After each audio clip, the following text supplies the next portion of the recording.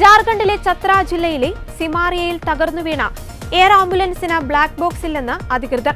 വ്യോമയാന നിയമപ്രകാരം 5700 കിലോയ്ക്ക് താഴെ ഭാരമുള്ള വിമാനങ്ങൾക്ക് കോക്ക്പിറ്റ് വോയിസ് റെക്കോർഡും ഫ്ലൈറ്റ് ഡാറ്റ റെക്കോർഡറും നിർബന്ധമല്ലെന്ന് അധികൃതർ മാധ്യമങ്ങളോട് പ്രതികരിച്ചു. ഇത് അന്വേഷണത്തിന് വെല്ലുവിളിയാണ്.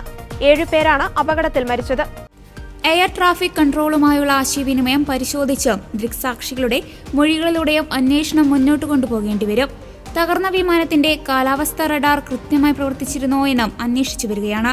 വിമാനം തകർന്നു വീണ് മരിച്ചവരുടെ മൃതദേഹങ്ങൾ പോസ്റ്റ്മോർട്ടത്തിന് ശേഷം ബന്ധുക്കൾക്ക് വിട്ടുകൊടുത്തു.